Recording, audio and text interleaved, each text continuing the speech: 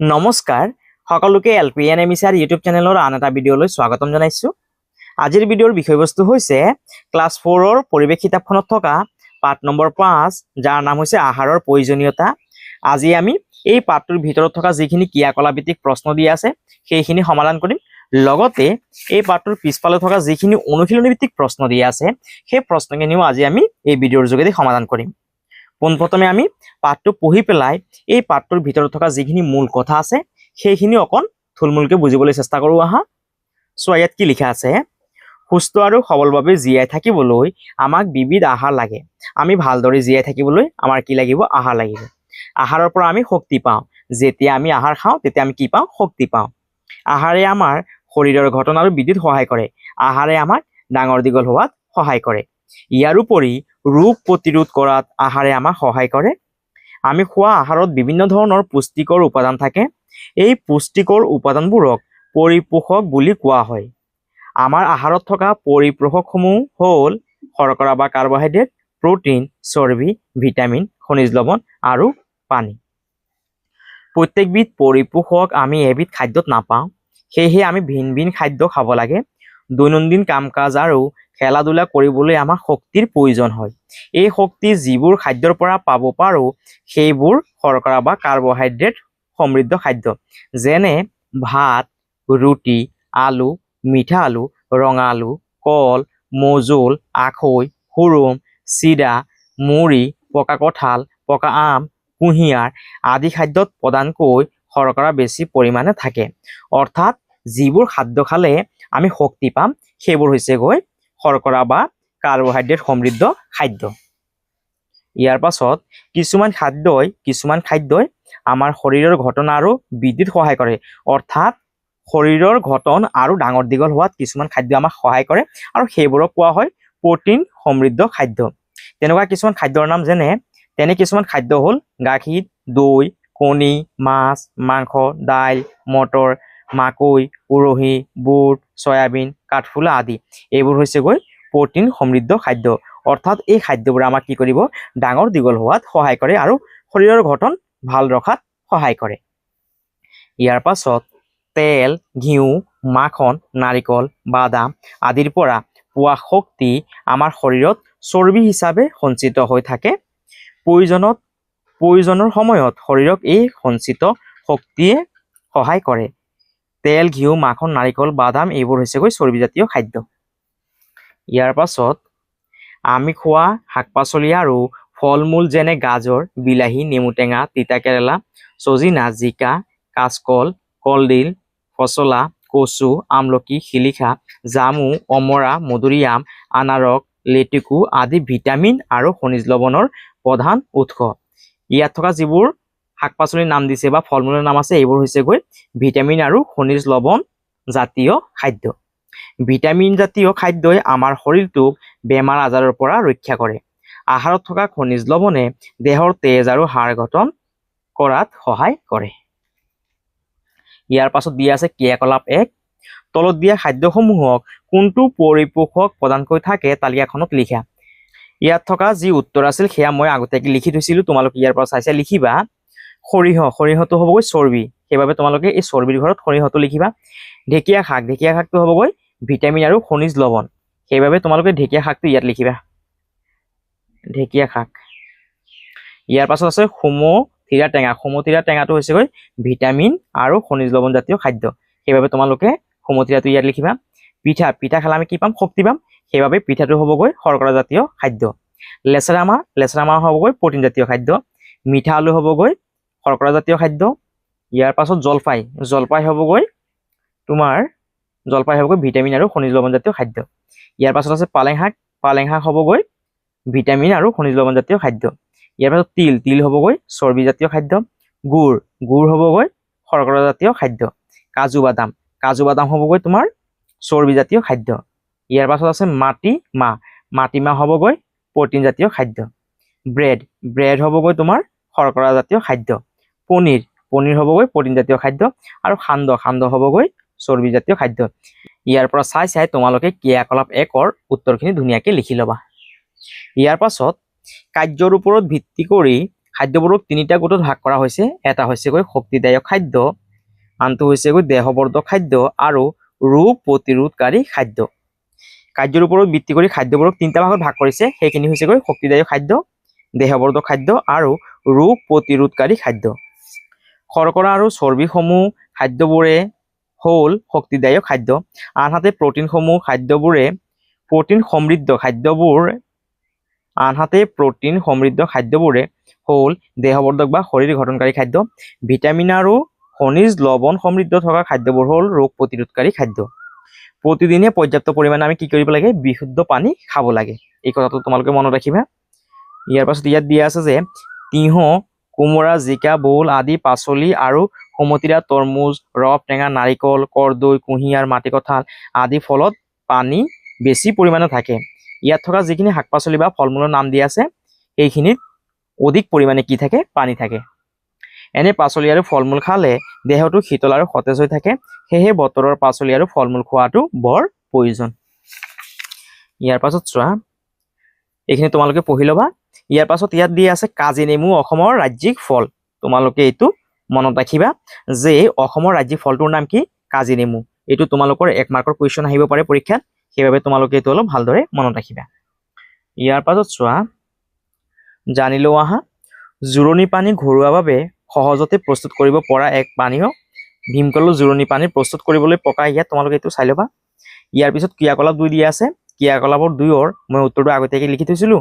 তোমালোকে ইয়াৰ পৰা চাইছে ধুনীয়াকৈ উত্তৰটো লিখিবা। তোমালোকৰ অঞ্চলত পোৱা ফল মূলৰ পৰা কি কি স্বাস্থ্যকৰ পানীয় প্ৰস্তুত কৰা হয়? ডাঙৰক সুধি তলৰ তালিকাখন পূৰ কৰা। ফলৰ নাম বেল, পানীয়বিধৰ নাম বেলৰ চৰ্বত। ফলৰ নাম হৈছেগৈ তৰমুজ। তৰমুজৰ পৰা আমি কি কৰিব পাৰি? পানীয়টো প্ৰস্তুত কৰিব পাৰি তৰমুজৰ চৰ্বত। ইয়াৰ পৰা চাইছে তোমালোকে ক্ৰিয়াকলাপ 2ৰ উত্তৰটো লিখিবা। ইয়াৰ পাছত চোৱা, প্ৰতিদিনে আমাৰ খাদ্য তালিকাত সঠিক পৰিমাণৰ শৰ্কৰা, প্ৰটিন, চৰ্বি, ভিটামিন, খনিজ লৱণ আৰু পানী থকাটো প্ৰয়োজনীয়।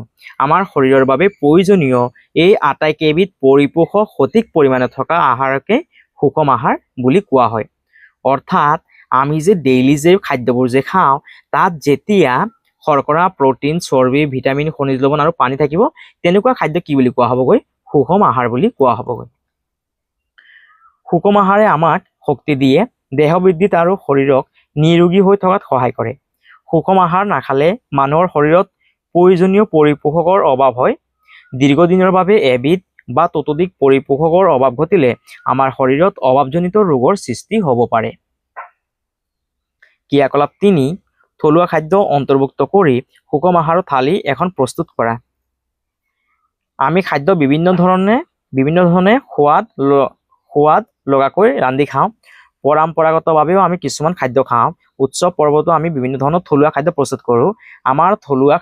আমাৰ কিছুমান থলুৱা খাদ্য আছে, সেইবোৰ হৈছেগৈ পইতা ভাত, খাৰ, কোমল চাউলৰ জলপান, বন শাকৰ আঞ্জা, মাছৰ টেঙা, পিঠা পনা আদি শৰীৰৰ বাবে বৰ উপযোগী। ইয়াৰ পাছত এইখিনি তোমালোকে অলপ ভালদৰে পঢ়িবা, মই আৰু পঢ়ি নিদিওঁ। ইয়াৰ পাছত চোৱা, ইয়াত দিয়া আছিল পৰ্যবেক্ষণ কৰি লিখো আহা। বজাৰৰ পৰা কিনি অনা 3 বিধ খাদ্য সামগ্ৰীৰ পেকেটত বা বটলত লিখি থোৱা কথাখিনি ভালদৰে নিৰীক্ষণ কৰি তলৰ তালিকাখন পূৰ কৰা। মই ইয়াৰ পৰা আগতীয়াকৈ পূৰ কৰি থৈছিলোঁ, তোমালোকে ইয়াৰ পৰা চাই ইয়াৰ উত্তৰটো লিখিব পাৰিবা। খাদ্য সামগ্ৰীৰ নাম বিস্কুট। বিস্কুট প্ৰস্তুত কৰা তাৰিখ অৰ্থাৎ কেতিয়া বনাইছিল? 11/12/2025 চনত বনাইছিল। আৰু মেদ উকলি যোৱা তাৰিখ অৰ্থাৎ কেতিয়া এক্সপায়াৰী হ'বগৈ, অৰ্থাৎ বিস্কুটৰ পেকেটটো কেতিয়া বেয়া হ'বগৈ? 11/8/2026 চনত বেয়া হ'বগৈ। ইয়াৰ পাছত খাদ্য সামগ্ৰীৰ নাম হৈছেগৈ সৰিয়হ তেল। সৰিয়হ তেলৰ যোনটো প্ৰস্তুত কৰা তাৰিখ আছিল সেয়া হৈছেগৈ 12/3/2026 আৰু মেদ উকলি যোৱা তাৰিখটো হৈছেগৈ 12/3/2027। নিমখ প্ৰস্তুত কৰা তাৰিখ 3/1/2026 আৰু মেদ উকলি যোৱা তাৰিখ 3/7/2026। ইয়াৰ পৰা চাইছে তোমালোকে উত্তৰটো লিখিবা। ইয়াৰ পাছত চোৱা, কিছুমান খাদ্য যেনে শীতল পানীয় অৰ্থাৎ cold drinks, chips, pakora, burger, Maggi, pizza আদি সোৱাদযুক্ত হ'লেও অধিক পৰিমাণে খোৱাটো শৰীৰৰ বাবে অপকাৰী। এনেবোৰ খাদ্যত অত্যধিক পৰিমাণৰ তেল, নিমখ, চেনি, মছলা আদি থাকে। এইবোৰ খাদ্যই জাংক ফুড। ইয়াক কি বুলি কোৱা হয়? জাংক ফুড বুলি কোৱা হয়। বেছি চৰ্বিযুক্ত জাংক ফুড খোৱাৰ ফলত আমাৰ শৰীৰত বেছি চৰ্বি বা মেদ জমা হৈ মেদবহুলতাই দেখা দিয়ে। ইয়াৰ ফলত শৰীৰৰ ওজন অস্বাভাৱিকভাৱে বৃদ্ধি পায়। সেয়েহে এনেধৰণৰ খাদ্য খোৱাতকৈ ঘৰত প্ৰস্তুত কৰা খাদ্য খোৱা উচিত। এইখিনি তোমালোকে অলপ ভালদৰে পঢ়িবা। এতিয়া আমি এই পাঠটোৰ পিছফালে থকা যিখিনি অনুশীলনী ভিত্তিক প্ৰশ্ন দিয়া আছে সেই প্ৰশ্নখিনি সমাধান কৰিম। সেইবাবে চোৱা 1 নম্বৰ প্ৰশ্নটো কি দিয়া আছে, তলত দিয়া প্ৰশ্নসমূহৰ শুদ্ধ উত্তৰ অনুযায়ী কাষৰ গোল চিনটো পূৰ কৰা। ক নম্বৰ প্ৰশ্ন, শৰীৰৰ ৰোগ প্ৰতিৰোধকাৰী পৰিপোষকবিধ কি? 1 নম্বৰ প্ৰটিন, 2 নম্বৰ চৰ্বি, 3 নম্বৰ শৰ্কৰা, 4 নম্বৰ ভিটামিন আৰু খনিজ লৱণ। ইয়াৰ যোনটো শুদ্ধ উত্তৰ সেইটো হ'বগৈ 4 নম্বৰ। শৰীৰৰ ৰোগ প্ৰতিৰোধকাৰী পৰিপোষকবিধ হ'বগৈ ভিটামিন আৰু খনিজ লৱণ। যেহেতু ইয়াত 4 নম্বৰ অপশ্যনটো শুদ্ধ, সেইবাবে তোমালোকে ইয়াত থকা যোনটো 4 নম্বৰ বৃত্ত আছে সেই বৃত্তটো তোমালোকে ৰং কৰিবা। ইয়াৰ পাছত খ নম্বৰ, তলৰ কোনটো শৰ্কৰা সমৃদ্ধ খাদ্যৰ গোট? শৰ্কৰা সমৃদ্ধ খাদ্য মানে যিবোৰ খাদ্য খালে আমি শক্তি পাওঁ তেনেকুৱা খাদ্য কোৱা হয় শৰ্কৰা সমৃদ্ধ খাদ্য। এতিয়া চোৱা 1 নম্বৰটোত দিয়া আছে কণী, ঘিউ, মাখন, বাদাম। 2 নম্বৰ ভাত, ৰুটি, চিৰা, পিঠা। 3 নম্বৰ দাইল, উৰহি, বুট, সয়াবিন। 4 নম্বৰ বিলাহী, কলডিল, মধুৰিআম, শিলিকা। ইয়াৰ যোনটো শুদ্ধ উত্তৰ সেইটো হ'ব 2 নম্বৰ। ভাত, ৰুটি, চিৰা, পিঠা এইখিনি হৈছে গৈ শৰ্কৰা সমৃদ্ধ খাদ্য।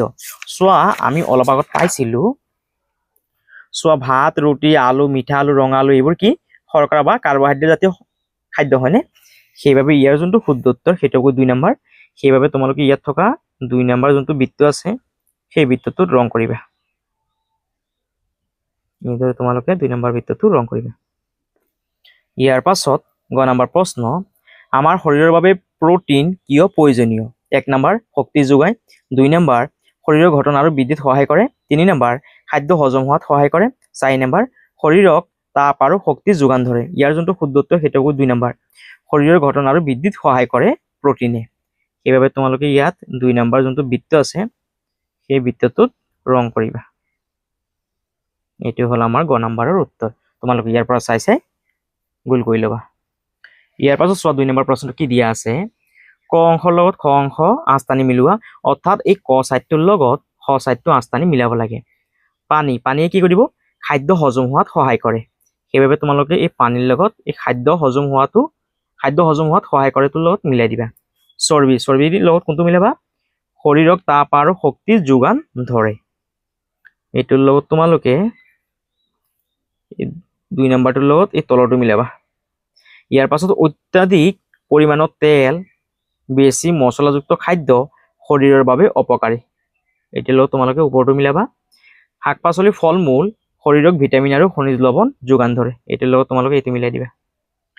ইয়াৰ পৰা চাইছে তোমালোকে আঁচটানি ধুনীয়াকৈ 2 নম্বৰৰ উত্তৰখিনি কৰি ল'বা। ইয়াৰ পাছত 3 নম্বৰ, খালী ঠাই পূৰ কৰা।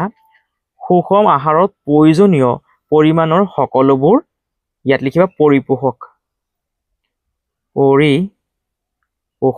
থাকে। সুষম আহাৰত প্ৰয়োজনীয় পৰিমাণৰ সকলোবোৰ পৰিপোষক থাকে। খ নম্বৰ, প্ৰতিদিনে পৰ্যাপ্ত পৰিমাণে ইয়াত লিখিবা বিশুদ্ধ প্ৰতিদিনে পৰ্যাপ্ত পৰিমাণে বিশুদ্ধ পানী খাব লাগে। গ নম্বৰ, শৰীৰৰ গঠন, ইয়াৰ পাছত লিখিবা ইয়াত বৃদ্ধি। আমি পাইছিলো অলপ আগত শৰীৰৰ গঠন আৰু বৃদ্ধিত সহায় কৰে। ইয়াৰ উপৰি ৰোগ প্ৰতিৰোধ কৰাত আহাৰে আমাক সহায় কৰে। সেইবাবে তোমালোকে ইয়াত লিখিবা শৰীৰৰ গঠন, তাৰপিছত লিখিবা বৃদ্ধি আৰু ৰোগ প্ৰতিৰোধ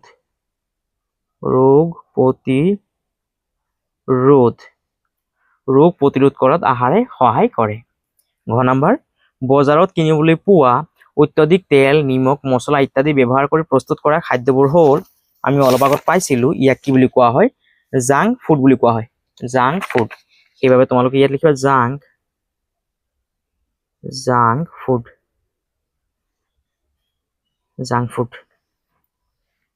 ইয়াৰ পৰা চাইছে তোমালোকে খালী ঠাইখিনি পূৰ কৰি ল'বা। ইয়াৰ পাছত 4 নম্বৰ প্ৰশ্ন উত্তৰ লিখা। ক নম্বৰ প্ৰশ্ন, কাৰ্যৰ ভিত্তিত ভাগ কৰা খাদ্যৰ গোটকেইটাৰ নাম লিখা। তোমালোকে ইয়াৰ উত্তৰটো এইদৰে লিখিবা। ইয়াৰ পাছত 4 নম্বৰৰ প্ৰশ্ন উত্তৰ লিখা। 4ৰ ক নম্বৰৰ প্ৰশ্ন, কাৰ্যৰ ভিত্তিত ভাগ কৰা খাদ্যৰ গোটকেইটাৰ নাম কি? ইয়াৰ উত্তৰটো তোমালোকে এইদৰে লিখিবা। কাৰ্যৰ ভিত্তিত ভাগ কৰা খাদ্যৰ গোটকেইটাৰ নাম হ'ল শক্তিদায়ক খাদ্য, দেহবৰ্ধক খাদ্য আৰু ৰোগ প্ৰতিৰোধকাৰী খাদ্য। ইয়াৰ পৰা চাইছে তোমালোকে ক নম্বৰ উত্তৰটো লিখিবা। আৰু যদি তোমালোকে যদি ইমানখিনি যদি উত্তৰ লিখিবলৈ যদি টান পোৱা তেতিয়াহ'লে তোমালোকে এই উত্তৰটো সৰুকৈ লিখিব পাৰা। তোমালোকে ইয়াৰ পৰা লিখিব পাৰা যে শক্তিদায়ক খাদ্য, দেহবৰ্ধক খাদ্য আৰু ৰোগ প্ৰতিৰোধকাৰী খাদ্য। এইখিনি লিখিলেও তোমালোকৰ উত্তৰটো শুদ্ধ হ'বগৈ। ইয়াৰ পাছত খ নম্বৰ প্ৰশ্ন, কাৰ্বহাইড্ৰেট বা শৰ্কৰা সমৃদ্ধ থকা তিনিবিধ খাদ্যৰ নাম লিখা। ইয়াৰ উত্তৰটো লিখিবা। কাৰ্বহাইড্ৰেট বা শৰ্কৰা সমৃদ্ধ থকা তিনিবিধ খাদ্যৰ নাম হ'ল ভাত, ৰুটি। ইয়াত ৰুটি বানানটো ভুল আছে, তোমালোকে ৰয়েৰো লিখিবা, ইয়াত ৰুটি বুলি লিখিবা। ৰুটি, ভাত, ৰুটি, আলু, কল, চিৰা, পকা আম আদি। ইয়াত মই বহুত কেইটা শৰ্কৰা জাতীয় খাদ্যৰ নাম লিখাই দিছো। তোমালোকে ইয়াৰ পৰা যিকোনো তিনিটা শৰ্কৰা জাতীয় খাদ্যৰ নাম লিখিলে তোমালোকৰ উত্তৰটো শুদ্ধ হ'বগৈ।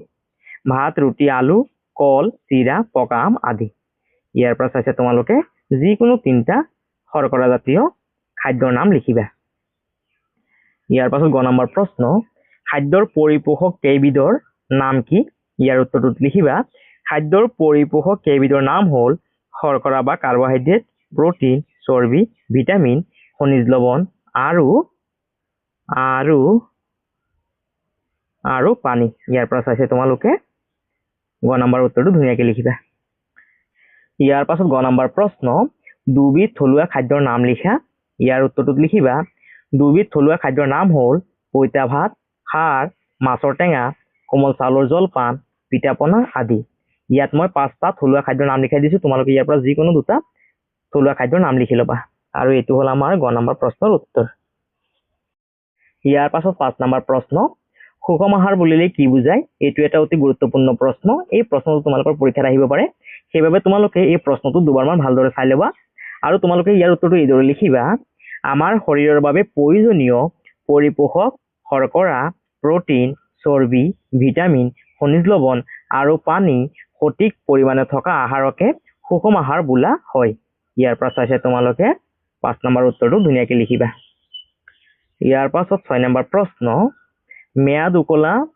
মেদ উকলি যোৱা খাদ্য কিয় খাব নালাগে? ইয়াৰ উত্তৰটো তোমালোকে এইদৰে লিখিবা। মেদ উকলি যোৱা খাদ্য খাব নালাগে কাৰণ এনে খাদ্য আমাৰ স্বাস্থ্যৰ বাবে ক্ষতিকাৰক। এই খাদ্য খালে আমি অসুস্থ হ'ব পাৰোঁ, সেয়েহে সদায় ভাল আৰু সতেজ খাদ্য খাব লাগে। ইয়াৰ পৰা চাইছে তোমালোকে 6 নম্বৰ উত্তৰটো লিখিবা। ইয়াৰ পাছত 7 নম্বৰ প্ৰশ্ন, শব্দ জালিকাখনত থকা ফল মূল আৰু শাক পাচলিৰ নামবোৰ বাছি উলিয়াই বহীত লিখা। ইয়াত থকা শব্দ জালিকাখনৰ পৰা আমাৰ যিবোৰ ফল মূলৰ নাম দি আছে আৰু শাক পাচলিৰ নাম দি আছে সেইখিনি আমি বাছি উলিয়াব লাগে। ইয়াত এটা কৰি দিয়া আছে। এতিয়া চোৱা, ইয়াত কি কি ফল মূলৰ নাম আৰু শাক পাচলিৰ নাম দিয়া আছে আমি বাছি উলিয়াবলৈ চেষ্টা কৰোঁ। আহা, চোৱা, ইয়াত দি আছে লেটেকু। তোমালোকে এনেধৰণে এই লেটেকুটো কৰিবা। ইয়াৰ পাছত চোৱা কি দিয়া আছে, আৰু ইয়াত দি আছে কলডিল। এইদৰে তোমালোকে ইয়াত চাৰ্কেল বনাবা। ইয়াৰ পাছত দিয়া আছে কমলা। ইয়াত কমলাটো দিয়া আছে। ইয়াৰ পাছত চোৱা, ইয়াত দিয়া আছে কলমৌ। এইটো কলমৌ। ইয়াৰ পাছত ইয়াত দিয়া আছে ডালিম। ইয়াত ডালিমটো দিয়া আছে। তোমালোকে এনেকৈ গোল কৰিবা ইয়াত ডালিমটো। ইয়াৰ পাছত চোৱা কি দিয়া আছে, আৰু ইয়াত পনিয়লটো দিয়া আছে, পনিয়ল। ইয়াৰ পাছত আছে ফচলা। ইয়াত ফচলাটো দিয়া আছে। ইয়াৰ পাছত আছে লেটেকুটো হ'ল লিচু। এইটো হ'ল লিচু। তোমালোকে এনেধৰণে গোল কৰিবা। ইয়াৰ পাছত আমলখি আছে, ইয়াত আমলখি। ইয়াৰ পাছত আছে ইয়াত খুতৰা। ইয়াৰ পাছত আছে আৰু নৰসিংহ। এনেকে তোমালোকে ইয়াত গোল কৰিবা। আৰু চোৱাচোন কি দি আছে, ইয়াত ব্ৰাহ্মী শাক দিয়া আছে। এইটো ব্ৰাহ্মী শাক দিয়া আছে ইয়াত। এইদৰে কালাৰ কৰিবা। আৰু চোৱাচোন কিবা দিয়া আছে নেকি, কচু দিয়া আছে ইয়াত, কচু। এইদৰে তোমালোকে ইয়াত গোল কৰিবা। আৰু চোৱাচোন কিবা দিয়া আছে নেকি, আৰু মচন্দৰী। ইয়াত আছে মচন্দৰী। ইয়াত মচন্দৰীটো দিয়া আছে। ইয়াৰ পৰা তোমালোকে এইখিনি এনেধৰণে গোল কৰি ল'বা তোমালোকে। আৰু এইখিনি আছিলে আমাৰ 7 নম্বৰ প্ৰশ্নৰ উত্তৰ। আৰু তোমালোকে এটা দুটা বিচাৰি পোৱা নেকি অলপ ভালদৰে চাই ল'বা। আৰু এইখিনি আছিলে আমাৰ এই পাঠটোৰ ভিতৰত থকা প্ৰশ্নৰ উত্তৰখিনি তোমালোকে চাইছে ধুনীয়াকৈ লিখিবা। আৰু যদি তোমালোকৰ ভিডিঅ'টো যদি ভাল লাগিছে তেতিয়াহ'লে তোমালোকে চেনেলটো ছাবস্ক্ৰাইব কৰিবা, ভিডিঅ'টো শ্বেয়াৰ কৰিবা আৰু কমেণ্ট কৰিবলৈ নাপাহৰিবা। সকলোকে অশেষ অশেষ ধন্যবাদ।